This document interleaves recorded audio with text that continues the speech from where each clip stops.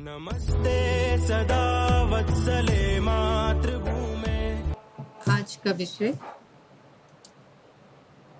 विषय हमारा science education and research के ऊपर है।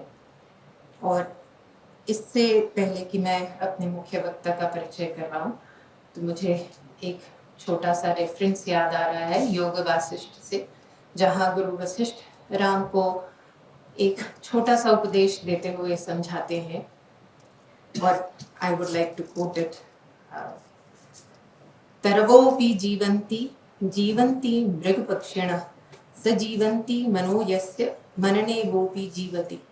कहने का तात्पर्य बस इतना है कि जीने को तो तरु, पेड़ पौधे सभी जीते हैं, मृग पक्षी भी जीते हैं, लेकिन मनुष्य का जीवन वही है जो मननशील होते हुए जिया जा सके। इसी संदर्भ में मुझे एरिस्टोटल का भी ये कथन याद आता है, जो ये मानते हैं कि फिजिक्स और फिलॉसफी के जो ध्येय हैं, जो उद्देश्य हैं, जो उनके परस्यूट्स हैं, वो कोई बहुत डिफरेंट नहीं है, आपस में कोई बहुत भिन्न नहीं है। और इसीलिए वो कैटेगराइज जब करते हैं साइंसेस को, तो सबसे पहले logic as a methodology to understand reality, और दूसरे नंबर पे थ्योरेटिकल साइंसेस को रखते हैं, जिसमें फिजिक्स, बायोलॉजी और फिलॉसफी और साइकोलॉजी, ये चार मुख्य उनके एक तरह से शाखाएं वो बनाते हैं। और उसके बाद प्रैक्टिकल साइंसेस की बात करते हैं, जहाँ पे एथिक्स की बात आती है, पॉलिटिक्स की बात आती है, और अंत में वो प्रोडक्टिव साइंसेस के बारे में चर्चा करते हैं, जहाँ आर्ट्स की बात आती है, कलाओं की बात आती है। तो कहने का भाव ये है कि ये चारों कलाएं, चारों जो एस्पिरेशंस हैं हमारी, ये मनुष्य के जीवन को सार्थक करने में बहुत ही महत्वपूर्ण है। और मुझे पूरी उम्मीद है कि आज हम इन कुछ पक्षों के बारे में हमारे मुख्य वक्ता से जानकारी प्राप्त करेंगे। और उनका परिचय वैसे तो हम सभी जानते हैं, पर फिर भी प्रोफेसर अरुण कुमार ब्रोवर जी जुलाई 2012 से जुलाई 2018 तक प्रतिष्ठित पंजाब विश्वविद्यालय चंडीगढ़ के कुलपति रहे। वे क्रिक के संस्थापक भी हैं। उन्होंने TIFR मुंबई में 1972 से 2012 तक विजिटिंग सदस्य, research associate, fellow, reader, associate professor एवं प्रोफेसर और वरिष्ठ प्रोफेसर के रूप में कार्य किया है। उन्होंने फरवरी 1991 से अप्रैल 1994 तक पंजाब विश्वविद्यालय चंडीगढ़ के भौतिकी विभाग में प्रोफेसर के रूप में भी कार्य किया है। वे अंतर्राष्ट्रीय ख्याति के वैज्ञानिक हैं और ये हम सब जानते हैं। मंच पर हमारे साथ आज श्री दीपक जी बत्रा जी भी हैं। और ये छोटी सी सूचना देते हुए मैं ग्रोवर सर को आग्रह करूंगी, उनको निमंत्रण दूंगी कि वे अपनी बात कहें, हमारे साथ अपने विचार को साझा करें। धन्यवाद।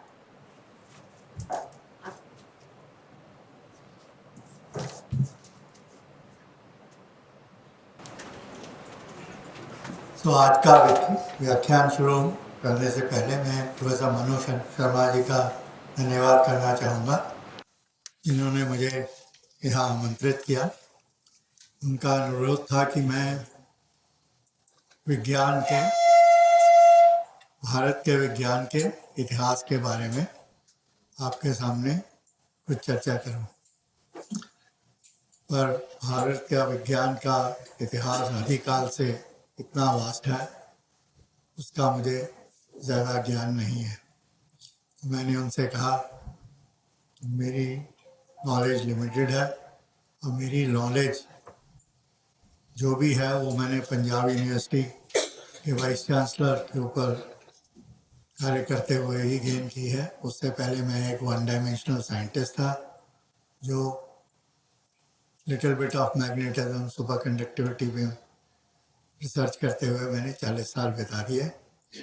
मुझे ज़्यादा ज्ञान नहीं था अबाउट एजुकेशन, साइंस पर से। तो फिर उन्होंने मुझे शॉर्टर टाइटल दिया कि मैं science education since from 1857, this is what the title he gave. उसको मैंने थोड़ा एक्सपेंड कर दिया तो अब ये टाइटल है science education and research since 1857. So 1857 in education is okay.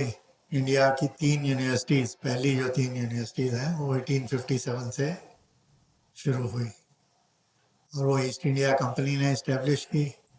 इन 1857 पर से इज ऑल्सो द ईयर जब इंडिया में म्यूटनी हुई. और म्यूटनी और इसका कोई खास कनेक्शन नहीं है. This is incidentally, is just coincidental. So East India Company ने यूनिवर्सिटियाँ क्यों बनाई और ईस्ट इंडिया कंपनी का एजुकेशन से क्या लेना देना है. So this talk starts from there.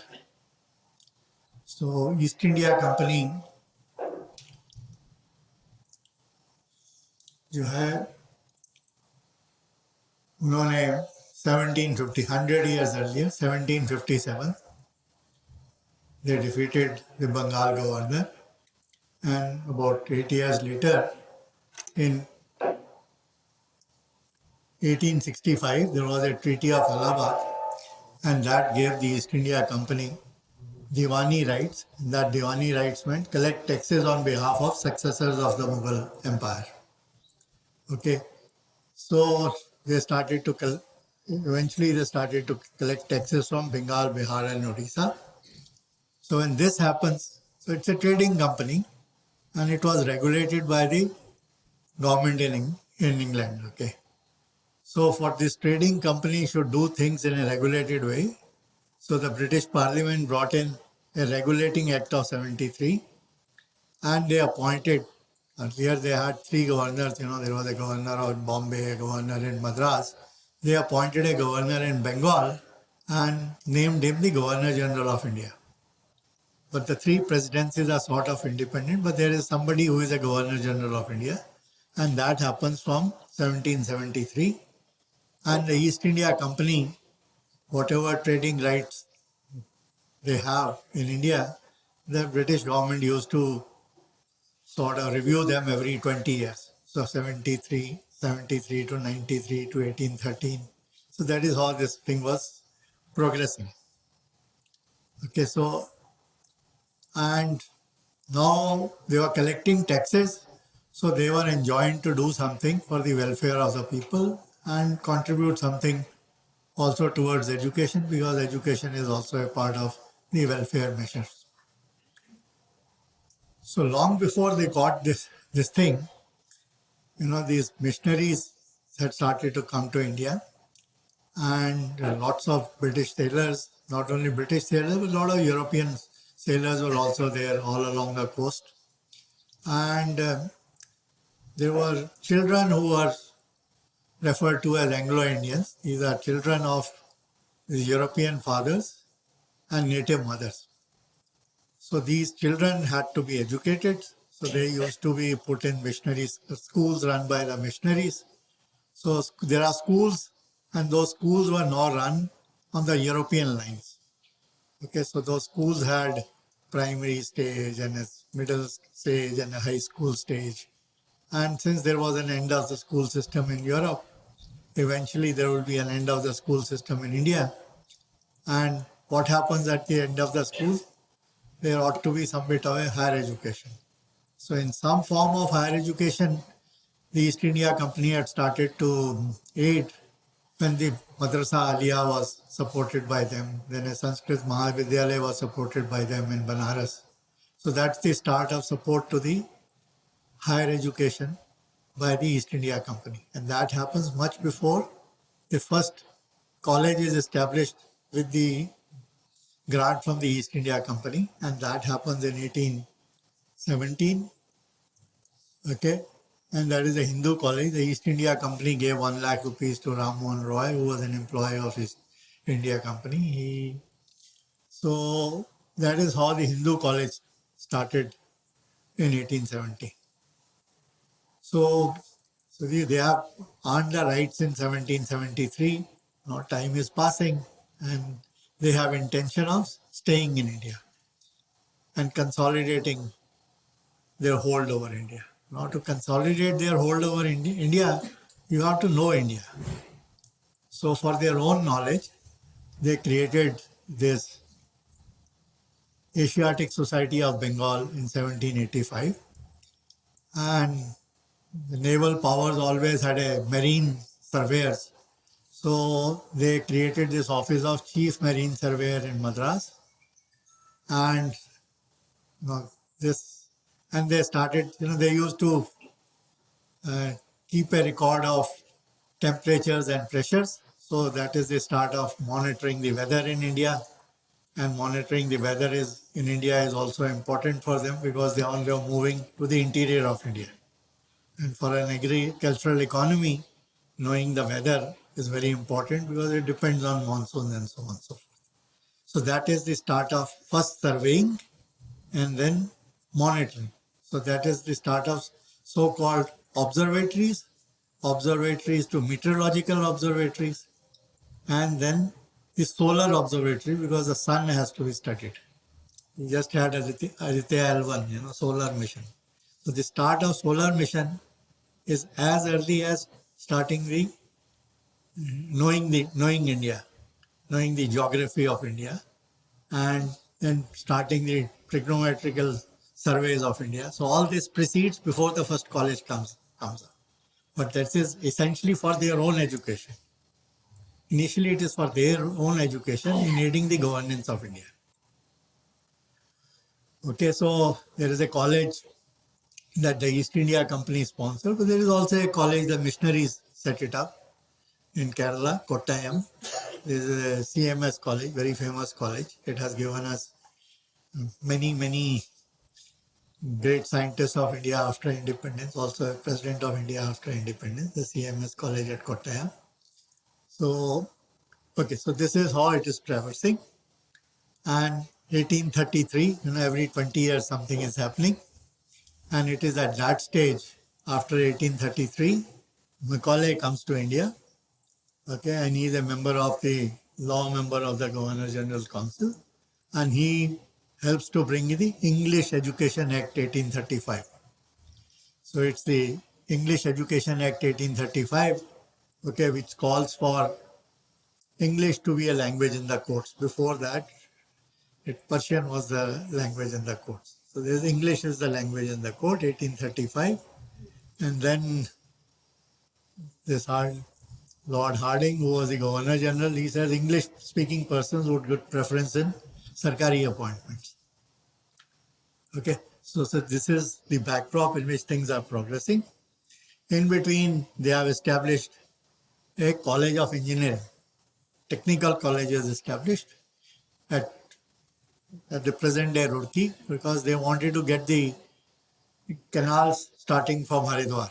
So Ganges Canal network was to be laid to aid the agriculture because it's an agricultural economy. So you want to increase the income of the rural people because they should be able to buy the goods that you are bringing from outside. So with the purpose of enhancing their income, this Ganga canals were set up, and these Ganga canals were supposed to be joined to the Yamuna canals, and finally it's sort of joining Ganga Yamuna canals system.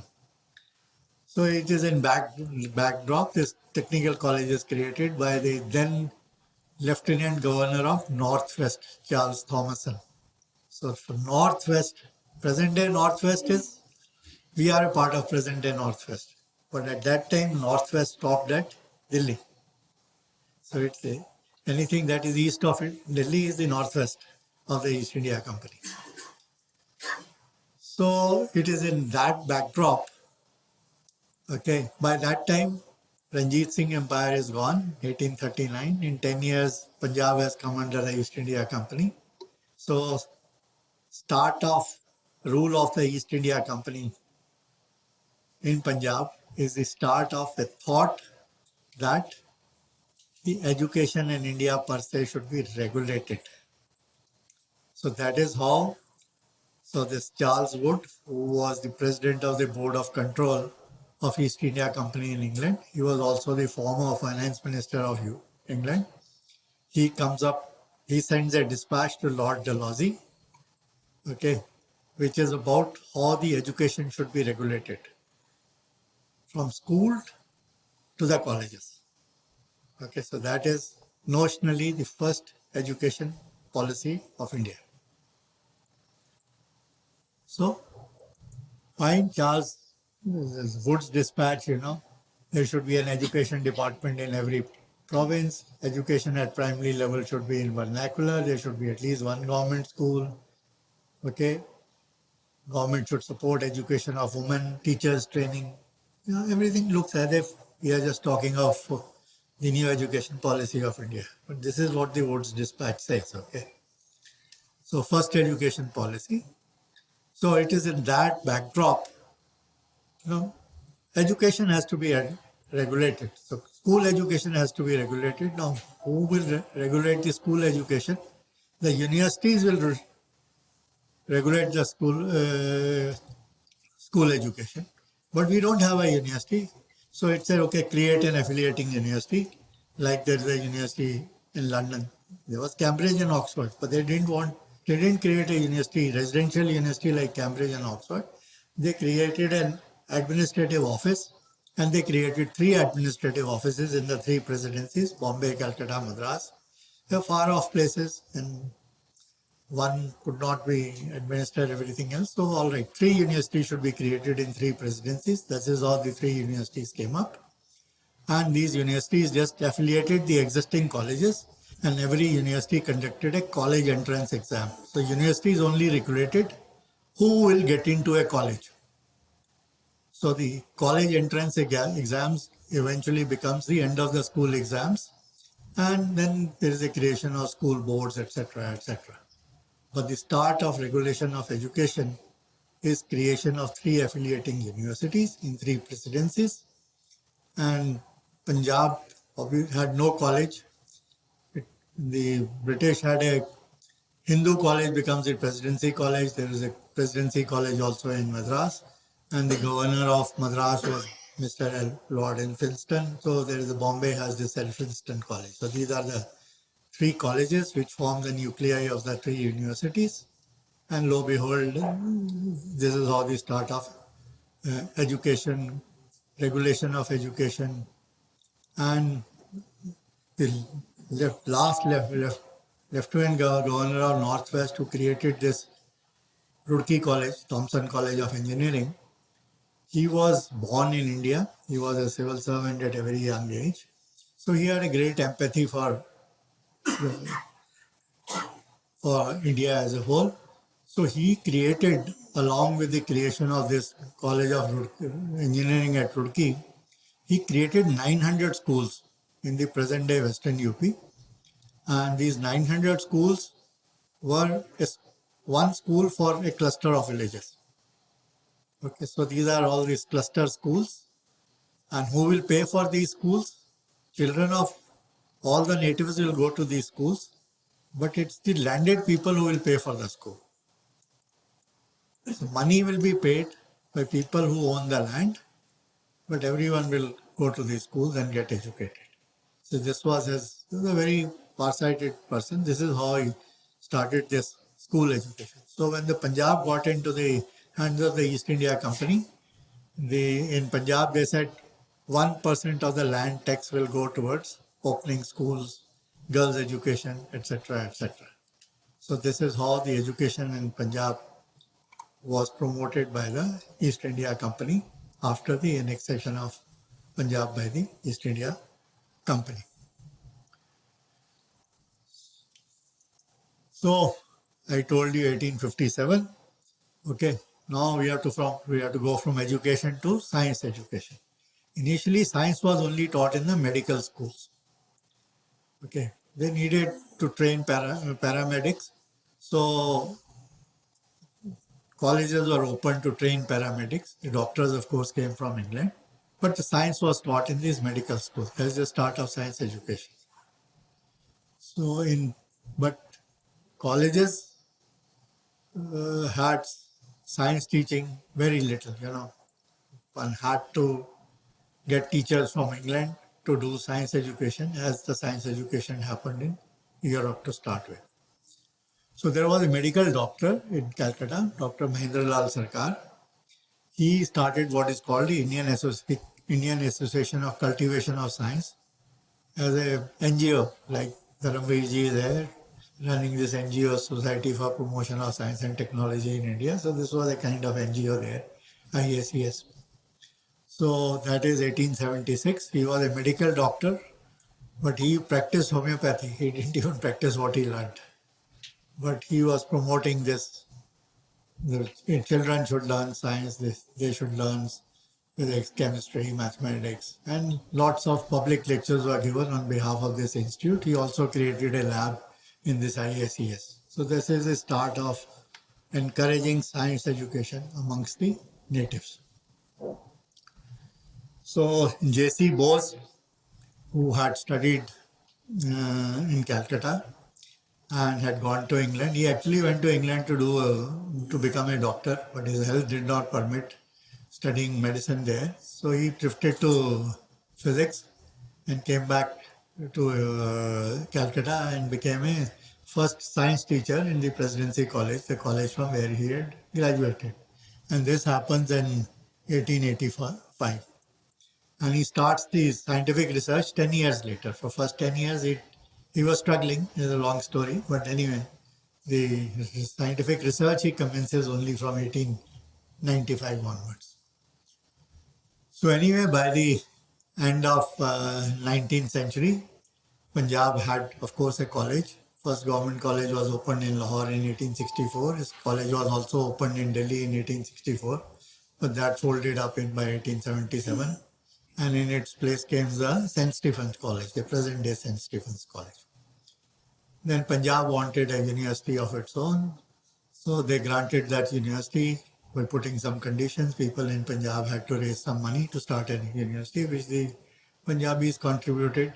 So a university was commenced in 1882 by bifurcating the domain of the Calcutta University. Domain of the Calcutta University was bifurcated once again 5 years later. So University of Allahabad came up in 1887. So by the end of the 18th century, we had 5 universities in India, 5 affiliating universities, Bombay, Calcutta, Madras, Lahore and Allahabad. So Curzon came as a governor, as a viceroy. The office of the Governor General was replaced by the viceroy in 1857 as the British government took complete control of the East India Company after a mutiny. So the only thing that happened in 1857 was the Governor General was replaced by the Viceroy. So now Viceroy controlled India. So one ambitious Viceroy came, Lord Curzon, in 1899. He stayed only for 6 years, but he did many things, some good, some bad. So he appointed an education commission in 1902, so which gave a report. On the backdrop of that report came the Indian Universities Act 1904, which was a common act for the then 5 universities of India. It was a common act, and that act said that the universities must appoint teachers. Until then, the universities were only conducting exam and doing no teaching. He said, no, universities must appoint teachers and universities must engage in research. So only those teachers should be appointed who have the potential to do research. There are no such people. Only such people can come only from England. J.C. Bose, P.C. Ray, there are a handful of people. There are a few Englishmen who are fellows of the Royal Society. Alexander Pedler was one. Blandford, there were 2 Blandford brothers. They were the other 2. There were about half a dozen FRSs in India at that time, Englishmen. But they did their own research. They did not nurture anybody for research. That research was their personal pursuit, not to promote research. So now how to kickstart the research? It's a long story again. Justice Ashutosh Mukherjee, who was actually started as a mathematician, he had to drift into law. Then he became a lawyer, then a judge. And he was a part of the Senate Syndicate of Calcutta University. And he was very critical of what Curzon was doing. So they made him the Vice Chancellor of Calcutta University in 1906. And they asked him, okay, you have a university, and university must have researcher, do something. But they didn't give any money. And since he wanted to be a researcher himself and could not become one, so he thought that if the Englishmen have to appoint teachers, they will only appoint Englishmen. So he came up with this brilliant thought that he raised money from his rich lawyer friends and created endowments. And he said, professors, and since he was a vice chancellor, he accepted the proposals that he's got it through, that professors will be, there will be chaired professors, and these chaired professors will be only native Indians. The Englishmen put a condition, okay, native Indians is fine, but they have to have a degree from abroad. So money is paid by a trust for the salary. So it is in backdrop. He creates these chaired professorships. And by that time, luckily for India, a civil servant, Raman, had reached Calcutta. This was his first posting. And he had written a couple of papers when he was a BSc student at Madras. So this IACS lab was near his house. So he walks into in this IACS lab. By that time, Mahendralal Sarkar was no more. His son was running that institution. He was the secretary of IACS. He sought permission to do research using the facilities which had been created by Mahendralal Sarkar. So he started to publish papers from there. So Ashutosh Mukherjee noticed that and he started to encourage him. And he had written enough number of papers that Ashutosh Mukherjee wanted to appoint him as a Palit Professor of Physics. This Palit Professor of Physics, he had offered it to J.C. Bose, but he declined because J.C. Bose wanted to have his own institute for doing biophysics and so on and so forth. So by the time J.C. Bose retires, Ashutosh Mukherjee had persuaded Raman to leave the civil service and become a Palit Professor of Physics. And he had also got a new college for postgraduate College of Science in Calcutta, started as a new affiliated college of Calcutta University. So there is a College of Science in which he could appoint people, he could appoint professors, which get salary from those trusts, and he could also appoint teaching assistants, come research associates, some kind of a temporary lecturers as we have today. So he collected the toppers of the university for the last few years, gave all of them a job in this new College of Science, got C.V. Raman as a chaired professor. He got him first as an honoris causa degree of Calcutta University because he didn't have any research degree. So he gave him an honoris causa degree. In 1913 he gave him. Now by 1917 everything is in place. S.N. Bose, Meghnad Saha, J.C. Ghosh, all the famous Bengali scientists of the future, they were toppers. They were all of the same age. When they were between 20 and 25, they were all employed in this College of Science. And they started to teach postgraduate students for physics, chemistry, mathematics, blah, blah, blah, parallel to what was happening in the Presidency College. So and all these new teachers, young teachers, they are not only to teach, but they have to also do research because this is a condition of being employed on behalf of the university or this College of Science. So these are teacher researchers. Most of them didn't have supervisors. They did their job on their own. So this is the kick-starting the education and now research. So this is what is in Calcutta. Something else happens in Madras and something else happens in Lahore. It's not duplicated, whatever happened in Calcutta. So, So 1904, I just jumped to this College of Science. I have left out these two things. The British were interested in promoting education for agriculture. This agricultural education and research, they had interest. But they didn't have interest in promoting science education first. So they started these colleges for education and research, one near Samastipur in Bihar, where there was this indigo plantation. That's again a long story. But a college came up near Samastipur, in Bihar, a college in Lalpur in Punjab, and a college was there in Madras to start with, agricultural college, but today it is in Coimbatore.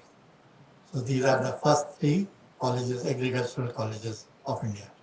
But these are colleges where the research and education has to go on together, because productivity, agricultural productivity has to be enhanced. Income has to be enhanced of the rural India, because trading company otherwise cannot sell their goods. So fine. So in that backdrop, there is this Madan Mohan Malviya, who was a great Congress leader. He had been Congress president for 4 times, but he gives up everything and he starts this university in BHU in partnership with NE Basin. So this is the start of a BHU, Banaras Hindu University, as a residential university. So this is the first private university of India and first the private residential university of India. We are very critical of all these private residential universities, but by BHU started like that. But not by charging a great fees from the students, but Malviya collected money from Maharajas and well-off Indians. So he raised a huge corpus to start before starting the BHU. It's like Praksha University collecting 2,000 crores from rich Indians spread all over the world. So there is a corpus of 2,000 crores. Now you can run a university. Ashoka was started like this with a corpus of 800 crores. Nothing new that these people are doing now. Malviya did it in 1960. So fine. So this is this. Once Malviya does, Maharaja of Mysore comes up with a Mysore University. Then Usmania comes up from the Nizam in Hyderabad. So these are the private universities happen. Okay. So this is this. Now you get some idea, okay, how the research and education has commenced. So now what about Madras? What about Lahore? So Madras, what they did, okay, it's a very innovative thing they did. What they said that, see, there is a BA and BSc of 2 years after the intermediate class. It was 10 plus 2 plus 2. He says the colleges, in the good colleges, BA will be not of 2 years, but BA will be of 3 years. So in 3 years, they will teach you whatever is taught in BA and MA. So instead of 4 years, you do 4 years thing in 3 years. So you get a degree at the end of 3 years. It is a BA honors. Okay, instead of a BA pass course, there is a BA honors. And now it's almost equivalent to MA. You take up a job wherever you want to take. And at the end of 1 year, they'll give you MA degree by default or MSc degree by default. So, okay, so this is what the Madras does it in 2 colleges in Madras in the year 1911. The Curzon had given little bit of money to the 3 universities, saying that you use this money to invite professors from Europe in the cold months. When there is winter there, you call these professors to India, and these professors will interact with the college teachers. Like we run these summer works, HRDC runs now so many courses. But the start of somebody being invited to interact with college teachers, the so-called Gyan, which has been commenced in 2015 by Modi ji, but this was all stipulated by Lord Curzon before he left in 1905. So these Lahore used to get these teachers from England, and one of these teachers, he knew what was happening in Madras. So Lahore had only one government college, which was known for its quality education. Rest of the colleges were small. So he caught hold of one young teacher of chemistry and he told him that you commence a intercollegiate teaching. Okay, intercollegiate teaching, like it happens in Madras. Instead of a 2 years BA or BSc, there is a 3 years BA and BSc. So he says you start an honor school system, which is an intercollegiate teaching. Students are enrolled in different colleges for this specialized course, but they are taught by the very best teacher drawn up from all the colleges of Lahore. So obviously it can go on only in Lahore. It cannot go in Jalandhar, Amritsar, this, that, and so on. So this is the start of honor school system at Lahore. In the year 19, university appoints some 10 professors, rest of the teachers in different colleges. And now they also have this, instead of 2 years, there is the honor school given degree given at the 3 years. After that, MSc is only 1 year. So you realize this NEP is new education policy. Instead of a 3 years BA, you have a 4 years BA followed by 1 year of MA, MSc. It's nothing new. This was done by Madras in one college. This was done in Lahore for all the colleges. So this is what we are doing now. So if it succeeded then, it will succeed now also. It's a successful thing to nurture a small number of people for innovation and research. Large numbers cannot be done. This is where the problem of the NEP is going to be. How to have this 4-year system where we will nurture people who will be innovators and who will interest in doing things seriously cannot be done for very large numbers very easily. But for small numbers it can be done. It had been done. So so this is what happened, starting research and education across India in different ways. Somebody follows, Malviya followed Calcutta model, Mysore had its own model, Madras. Mysore could easily follow Madras model because it was a residential university. Osmania also could follow a Madras model, but every university, they were anyway first to start with fewer universities. More universities got opened after the First World War. So I have given you a list of universities which got open. Okay, and now researchers of India. I already dropped in names of J.C. Bose, P.C. Ray, Raman, Meghna Saha, Satyen Bose, and so on. So there were more such people who went to England from the colleges which were there. So one of them was also Shanti Swarup Bhatnagar, who went to England in 1919, returned in 1921. He also had written papers like Raman as an undergraduate student on his own. So intellect-wise, he was second to none.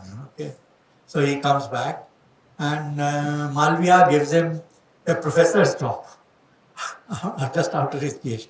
Actually, he doesn't get a PhD. The Englishman gave him a DSc degree because he had written 9 papers, 8 papers, all single-author papers in 2 years while doing research. So, like Raman was a chair professor, a research professor who did teaching as he liked. So Malviya also gave him a research professorship at Banaras, and that is how he arrives at Banaras. Stays there for 3 years, kick-starts chemistry research at Banaras, and in the meanwhile, Lahore had created a university chemical laboratories on behalf of the university at Lahore. So 4-5 lakh rupees they had dumped in that, creating this thing, and they advertised for this position globally. And Bhatnagar competed globally and became the first professor and director of the University Chemical Laboratory at Lahore. And he left Banaras and came to Lahore in 1925. So in the meanwhile, Saha had done his DSc from Calcutta. He had also gone on a postdoc to, very interesting story, but that's some other day. So he had come back to Calcutta, and Ashutosh Mukherjee gave him a Khaira professorship. He didn't stay in Calcutta. He moved to Lahore, to Allahabad, and that is how the start of Great School of Physics at Allahabad by Meghna Saha. So Lahore had this great school of chemistry, and Allahabad had this great school of physics, started by Meghna Saha. Dhaka also had a great school of physics as well as chemistry, because Satyen Bose had moved from Calcutta to Dhaka, and J.C. Ghosh, who did PhD with Bhatnagar under the same supervisor, F.G. Donnan in London, he was a professor at Dhaka. So we had this handful of very bright young people, Indians, who had gone to England, come back, and as the new universities got opened, they were all, professors in those universities, and that is how the multiplier effect of nurturing of young people as researchers started to happen in India from 1920s onwards.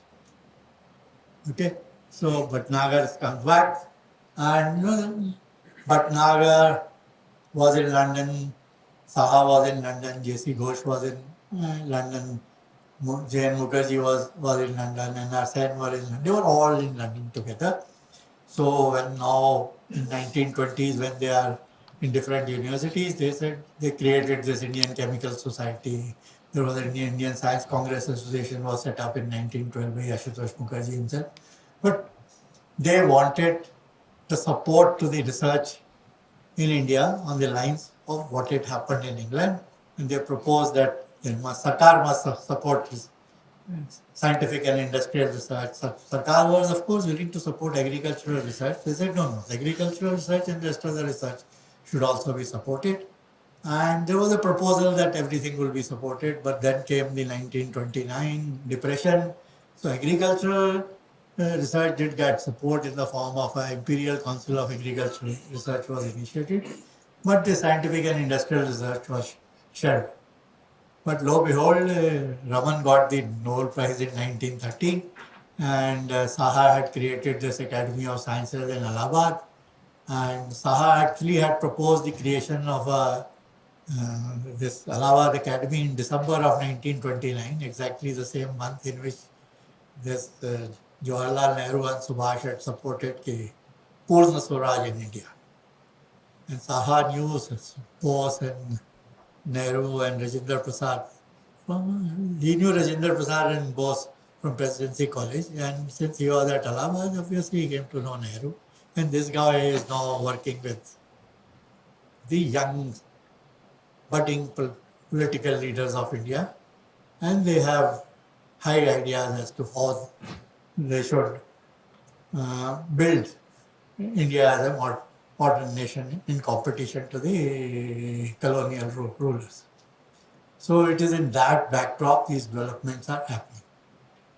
Okay, so this is all created.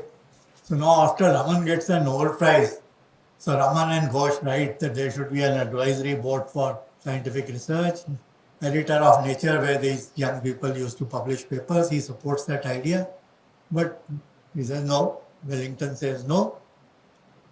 He creates only Industrial Intelligence Research Bureau, something very strange, but anyway, he gave them 1 lakh rupees. But this 1 lakh rupees did not reach any professor. All this money went to a government test laboratory in Calcutta. So English had this test where they used to standardize things and say, ये product ठीक नहीं है, ये ठीक है. It's a kind of like what the NABL does today or NPL does today and so on. So there was this government test laboratory. Most of the money went there. No money came to any professor. So Raman then had to leave. Again, long story. Went to Bangalore. He creates his own academy. So wherever people are, they are creating these academies. It was a bit of a chaos, but then they agreed, no, all these academies should be affiliated to a National Institute of Sciences, okay, and that will be located at Calcutta. So this National Institute of Sciences is the present-day Indian National Science Academy, which operates from Delhi. So that comes into being in 1935. Okay, so this happened in 1935, and 38 Subhash becomes the Congress president, and again, long story. This Saha persuades Bose to create a planning committee in the Congress. So prior to that, Vishweshwaraya, Bharat Ratna Vishweshwaraya, Engineers Day Vishweshwaraya, he had become Diwan of Maharaja of Mysore, and he had great ideas and great works to his credit, and he had actually written a small book as to how developed India, what should be done for developed India. So Vishweshwaraya was supposed to be president of that planning committee, but Saha got Vishweshwaraya to step down, and he made Nehru become the president of the planning committee. So this is the start of a planning for the development of India. Okay, then comes the war, and whatever the British were not willing to do, they became willing to do as the war happens in India.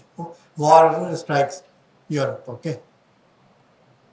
So 1938, these are the kind of universities we had, or places of research. You can see, there were a few. Institute of Science was there at Nagpur, there was one in Bombay. Okay, there was also an IISc in Bangalore, and just medical research went on in these medical colleges. And there was an engineering college, there were a few other engineering colleges as well. So these are some other research institutes. Okay, there was a Hafkin Institute, there was medical research at Kasauli. So there are private institutes for Indian Institute of Science, Statistical Institute with Mahalalov is created, and there was also Tata Memorial Hospital. So there were institutes related to the agricultural research. Okay, so this is a list of those institutions. Okay?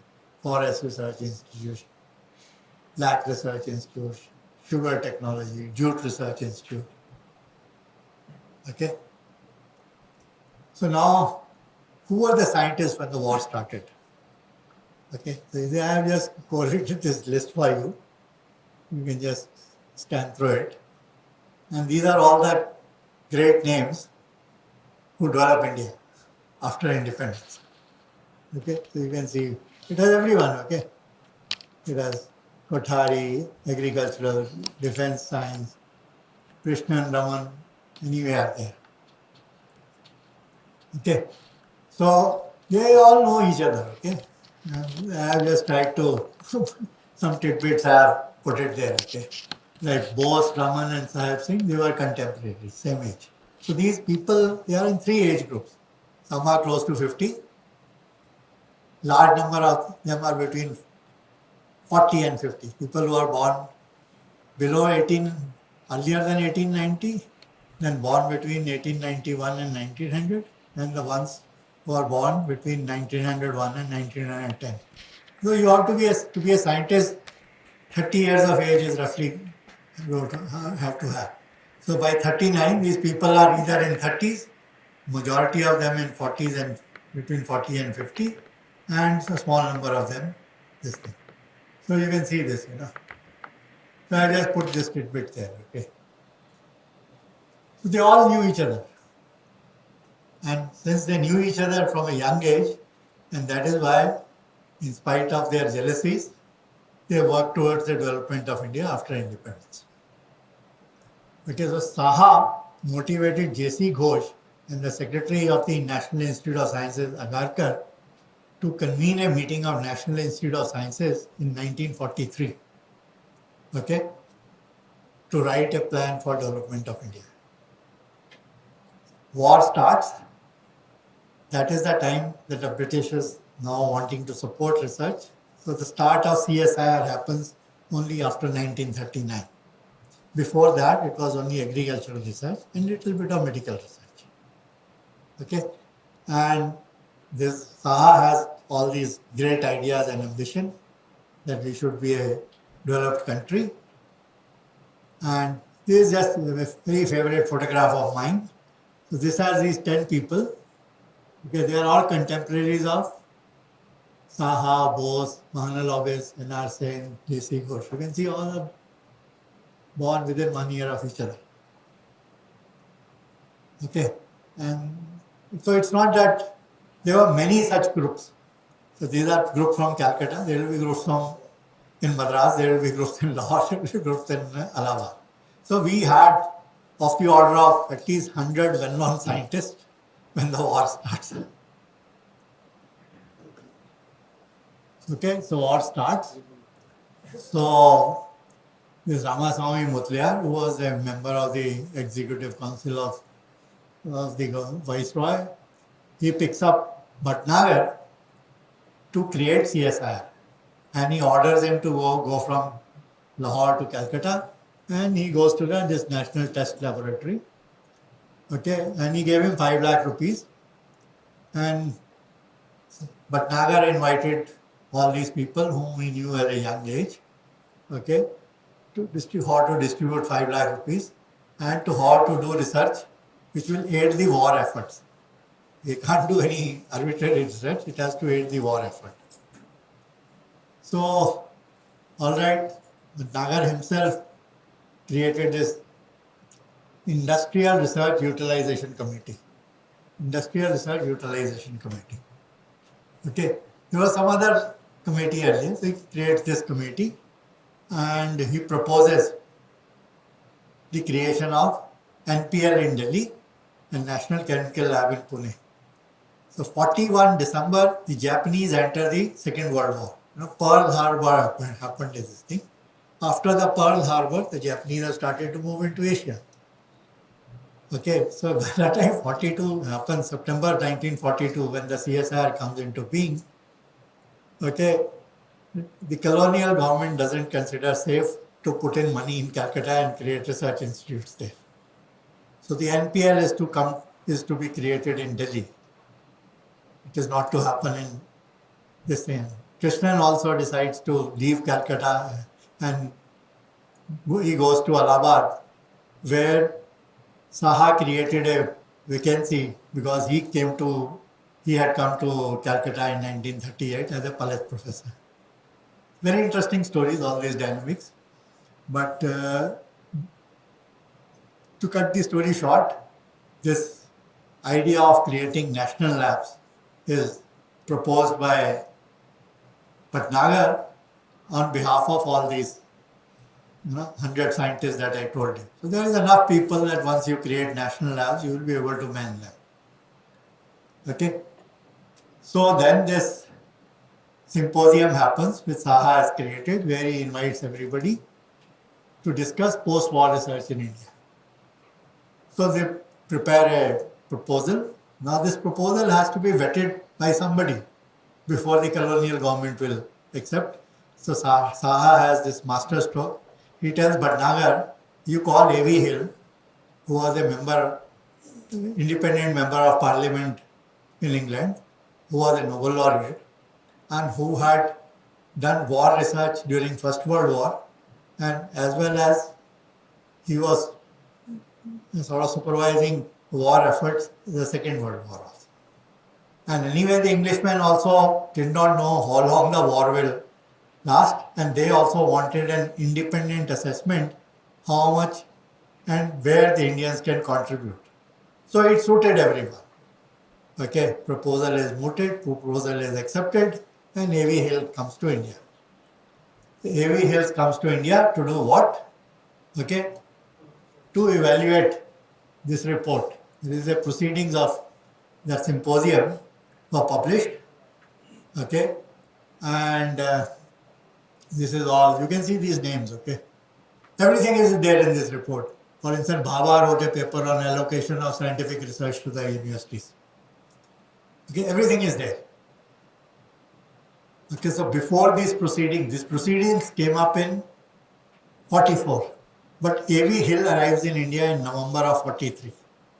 So next 4 months, he travels all across India, meets these scientists wherever they were, assesses what they can do for the British war effort. If the war prolongs, who knew that the war will end with the nuclear bombs 1.5 years later? Okay, so it is in backdrop, the Indian scientific community had discussed how should wartime infrastructure be assimilated when the war ends. What should be the organizational model for science and technology for post-war and independent India? So all this is there, okay. And the symposium also calls for creation of a National Research Council. So British had once said India should have a National Research Council when these Indian scientists were saying support research in all areas. So in some document they had said National Research Council. So Saha had picked it up from there and he gets a resolution passed on it 14 years later that India should have a National Research Council. Who should head that National Research Council? Who should be the members of it? Everything is given in great detail. Of course, we have just got this NRF in 2023, 80 years later. But not in a manner that Saha wanted, but all the same we have it, okay. So, okay, fine. So what did Bhatnagar say? Bhatnagar said, we should increase food production. We should have more fuel and power resources because we need industrialization. Shipbuilding has to be there. Automobile industry has to be there. Chemical industries have to be there. And we also have to improve our banking system. Because if you have to export things and so on, so everything that happens in Europe, we have to have it on our own. And this Bhatnagar stated in 43. So he also addressed the engineers in 43. Okay.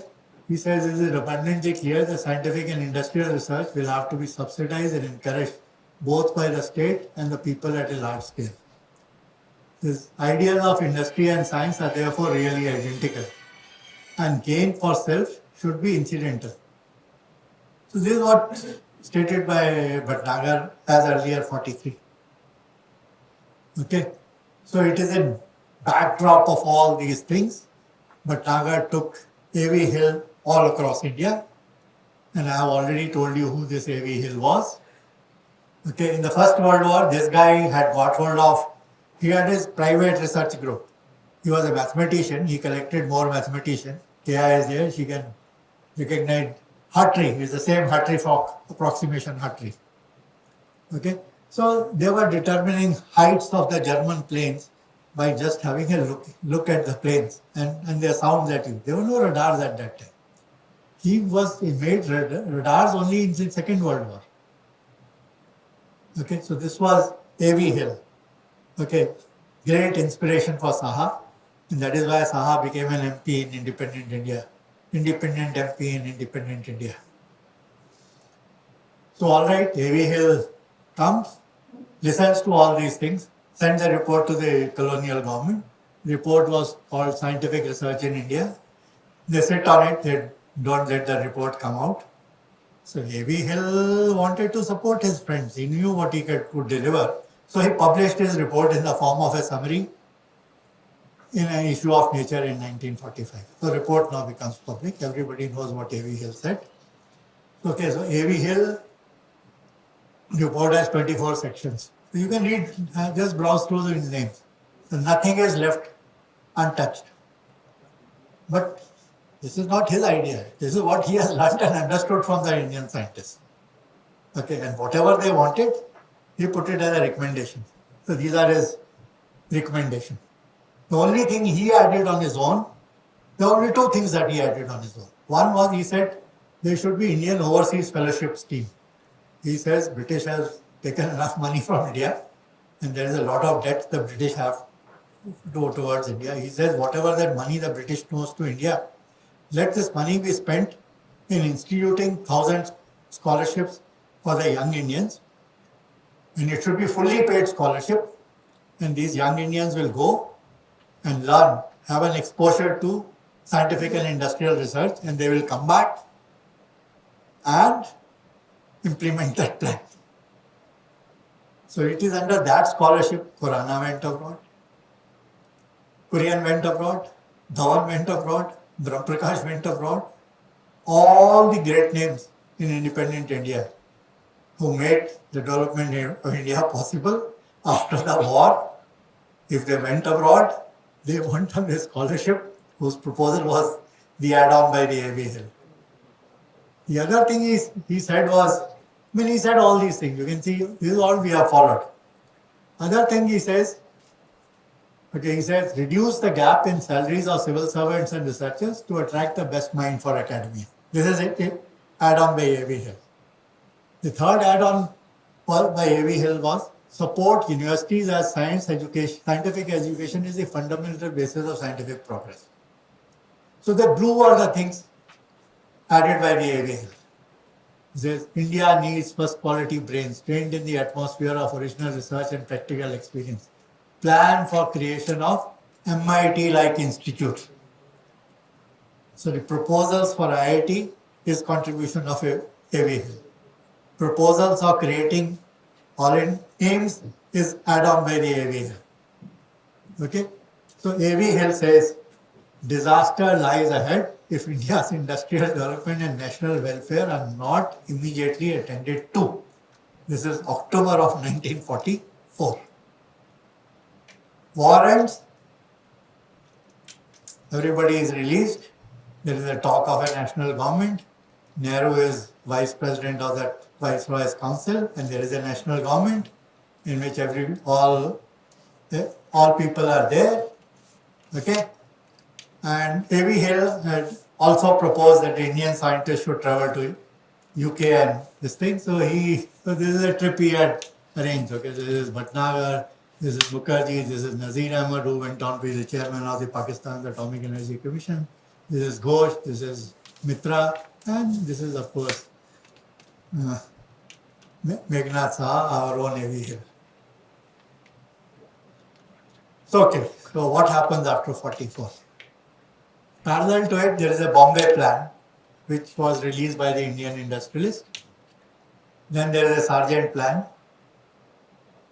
44, All India Council of Technical Education, 45, Bhabha creates TIFR, 45. There is a Nalini Zanjar Sarkar committee which gives a plan for creating IITs. India becomes independent, but Nagar is the first Secretary of Higher Education. University Education Commission is appointed, Radhakrishnan is the chair. Okay, UGC is created in 53 once, but Nagar retires from CSIR. But Nagar was born in 1894, so 60 years of age, he retires, he is made chairman of UGC. Okay, and UGC Act is passed, but Nagar unfortunately passed away 1st January 1955.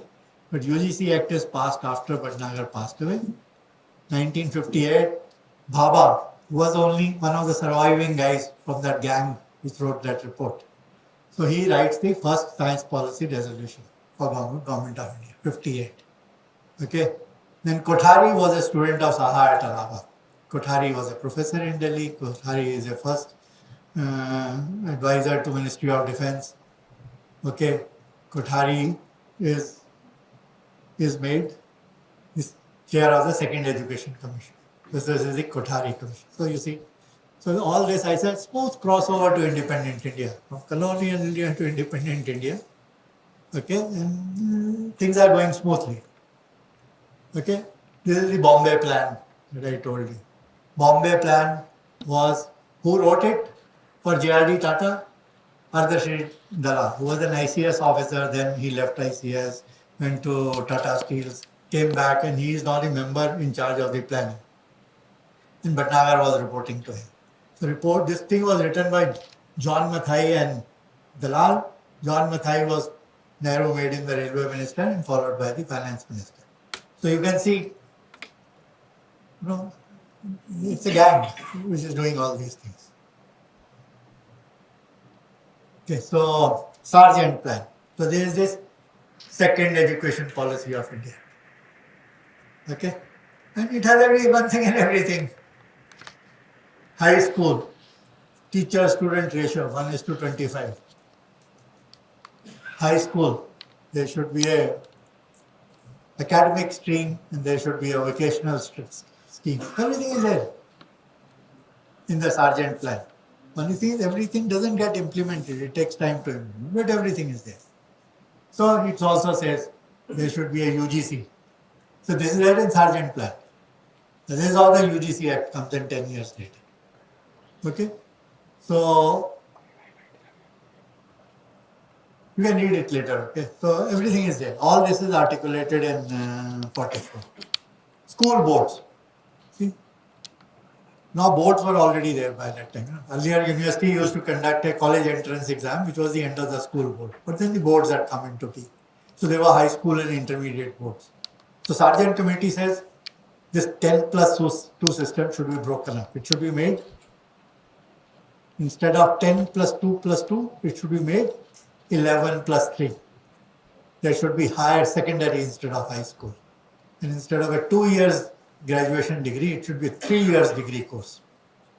So 10+2+2 was to become 11+3. This is what we are trying to do in NEP also, some redistribution of this thing. But these things have been done to our benefit in the past. It will benefit even now. So all this is there, and then, so this has to go on, okay? And NCRT also comes into being in 61. NCRT proposed that Kothari Commission had said there should be books written for 10 plus 2 system. We had this higher secondary, but higher secondary was to be abandoned at one time and we were supposed to go back to 10 plus 2. And that will, what will happen in the third education policy, which will come in, is called National Policy on Education. Instead of NEP, it is NPE 1986. So this is a time scale at which things take to settle down. Tens of years, not 2-3 years. Decades, 2-3 decades it requires, not 2-3 years. Okay? So, all right. This is the Nalini Ranjan Sarkar Committee. Ramai has written a book on it. So, on this IIT Kharagpur. So this is what it said. Why there should be IITs in India. How much will IIT cost? What should be the student-teacher ratio at BTech level, MTech level? Okay, all this is given in great detail. Okay. So I told you some digression. Agricultural research is the only thing that the English supported. So there is a story of agricultural research. So agricultural research, it was IARI.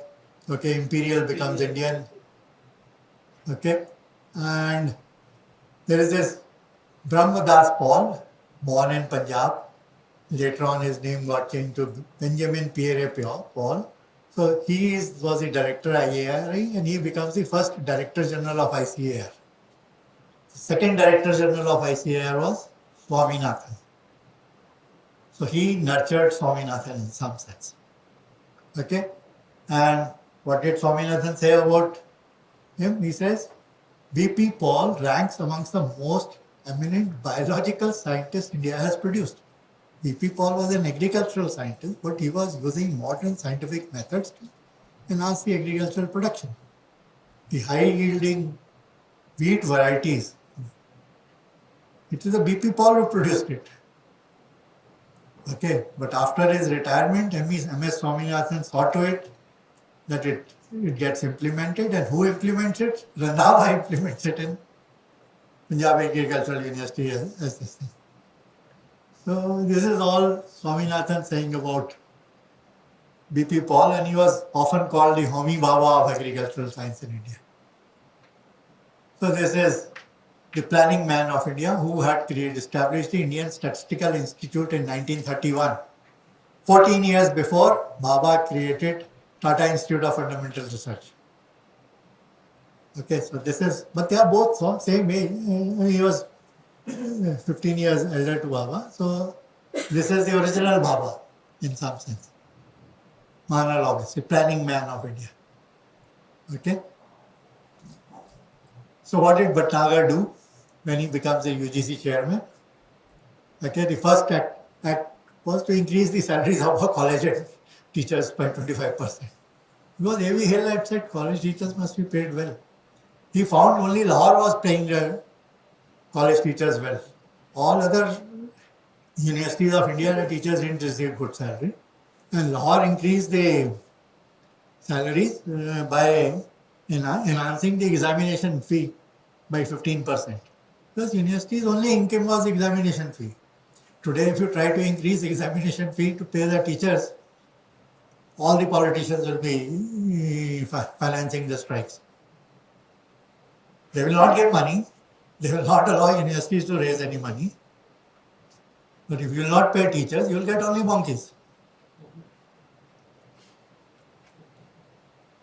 Okay, so this is Government of India directives after the Science Policy Resolution 58.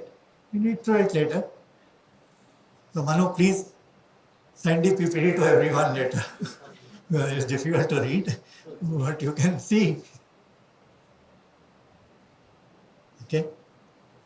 So these are the defense science for India. Who is the first defense science advisor? Kothari. Who was Kothari? Student of Saha. So Saha sent Kothari to do a PhD under Lord Rutherford, the radioactivity man of the previous century.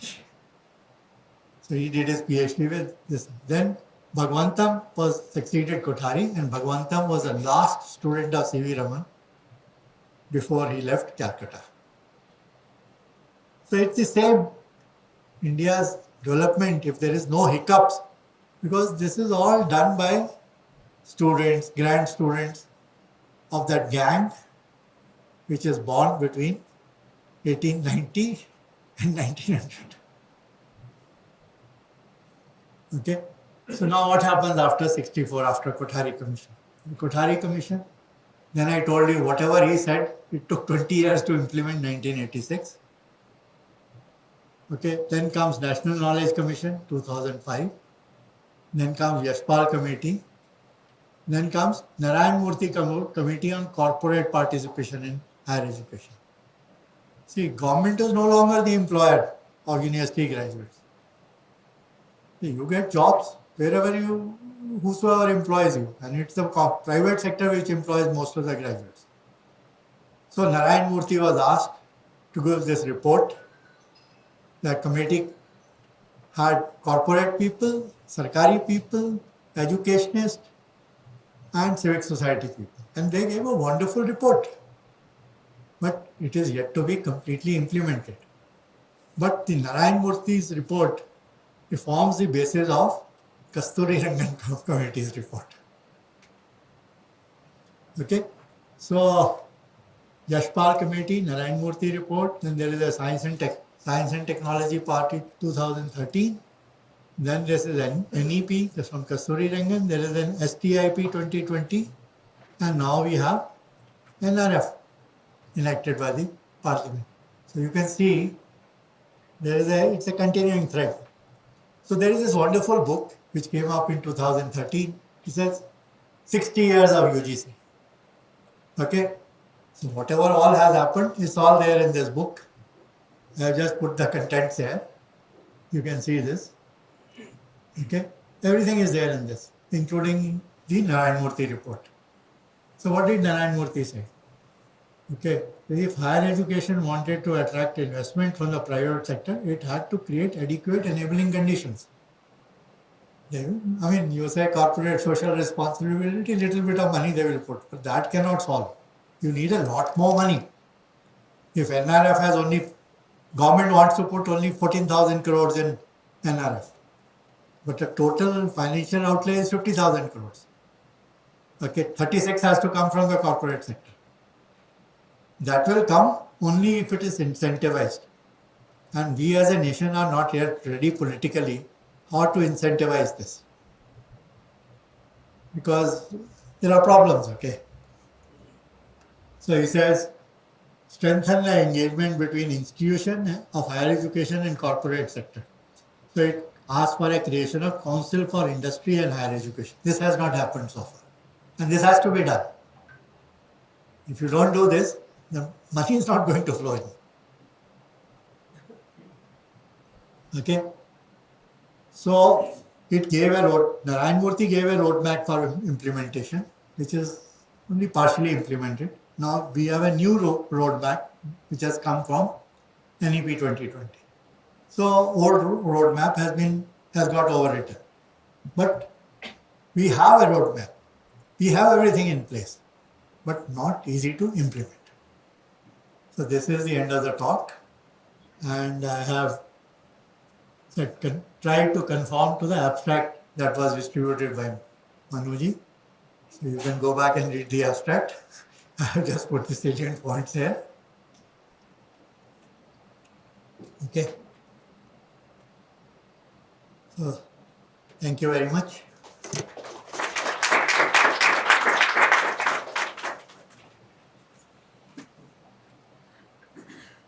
So you can ask me whatever little I know and tell you. Are there any questions? Yes. Sir, in all your research, you talked about many proposals, but then you also talked about not all get implemented. Difficult to implement. Very difficult to implement. So when it comes to building attitudes and facilitating, attitude is the main stumbling block. So from all your readings, any tips on how to have smooth implementation? You have to carry everybody with you. You have to concede that it's a collective enterprise. It is not mine. It is everybody's. But our politicians in parliament are all the time fighting. Ye mera hai, ye tumhara hai. No! This is a national agenda. It has to be implemented across the party lines and across the corporate sector, all across India. The corporate man which has business interest in Assam is different from the corporate guy who has a business interest in Kashmir or a business interest in Kerala. But it's a national policies. There has to be a uniform. So everybody has to feel that if there is a development in Kerala or if there is a development in Assam or a development in Kashmir, it will ultimately benefit all of us. Because students from all across India go to these national institutions. You create central universities. Central universities have students coming from all across India. IITs have institutions all coming from India. All national labs have people coming from all across India. So everybody has to feel enthusiastic. It is not a political party's agenda. This is the national agenda. So we have to work exactly the way national government works for 5 years between 46 and 1950. Unless we work in that spirit, there will be no satisfaction at the end of the Amrit Kal in 2047. But you have to wait till 2047 to have the fruits. They are not going to come in the term of a given political dispensation. 5 years is too small an interval to see the fruits. Don't try to encash anything. I have done this. No, you haven't done anything. It's the people of India who have to be incentivized to do. That is why institutions are created. That is why institutionalization is going on, like National Research Foundation is created, and that institution will keep on working. Yes, but that National Research Foundation is a success only if 2/3 of the money comes from the corporate sector. Otherwise, National Research Foundation is a failure from the word go. Please read through that thing. It requires 2/3 of the money to come from the corporate sector. And the corporate sector will not put in money unless it has a confidence on a long-term time scale.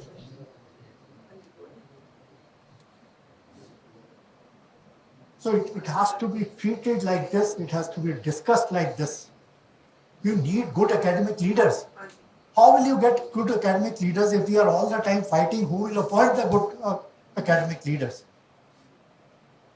University calendars in India have to have built into it how the vice chancellors will be appointed. It cannot be left to the whims of the politicians, chief ministers, governors, and so on.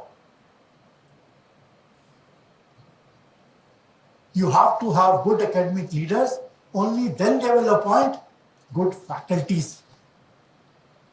So there's And another question. only then there will be a deliverance. There's Yes. another question. Sir, I would like to ask about the fact that apart from agriculture, even the history, if we look at the colonial intervention, even the progress on like the research on pandemics and like epidemics also Was supported by the British. Yes, yes. Haskell Institute Yes, was yes. supported. Haskell and the others also were there. And so apart from this, I would also like to make an observation that the national education policy which is being in this age, it looks at humanities, integrating humanities Yes. with this STEM. So that probably is more Because technology has made everything to cooperate. Social sciences also require technology. And engineers need social sciences as much as the social scientist needs the technology. it's a more comprehensive Yes. more holistic approach. Yes. Without the holistic approach, See, pandemic, the vaccines came out simply because the scientists were left. It was such a big catastrophe that the national politics did not interfere in creation of vaccines because there was a crisis, right? We didn't know. There is a lockdown in the whole world. Internet is kept open. The scientists are exchanging information, this, that. That is how the vaccine got through in 4-5 months. Because at that time, nobody was looking at if the vaccine is successful, who will make money out of it. Because you're trying to save the entire world. It has gripped the entire world. It is not that it had gripped the poor nations in the world. It has spread on the entire surface of the earth.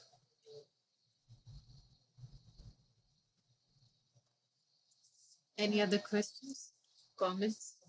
Okay, ठीक है चलिए धन्यवाद sir आप please बैठिए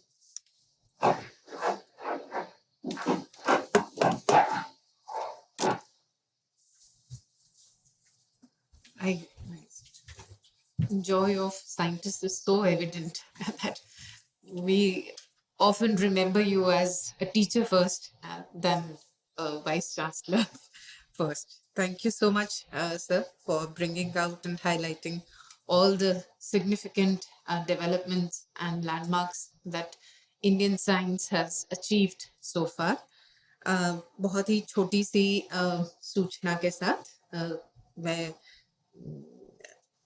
आपको सूचित करना चाह रही हूँ कि भारत तिब्बत सहयोग मंच के द्वारा एक विचार गोष्ठी का आयोजन किया जाएगा भारत चीन संबंध और तिब्बत का प्रश्न इसके ऊपर लॉ भवन में 6 अक्टूबर को शुक्रवार को 4:30 बजे और मुख्य वक्ता इसमें रहेंगे श्री प्रदीप जी जोशी जो वरिष्ठ प्रचारक हैं हमारे राष्ट्रीय सह संपर्क प्रमुख हैं और मैं अब शांति मंत्र पाठ के लिए सक्षम को बुला रही हूँ आइए और इसके बाद चाय की व्यवस्था इसी कक्ष में आखिरी भाग में इसके है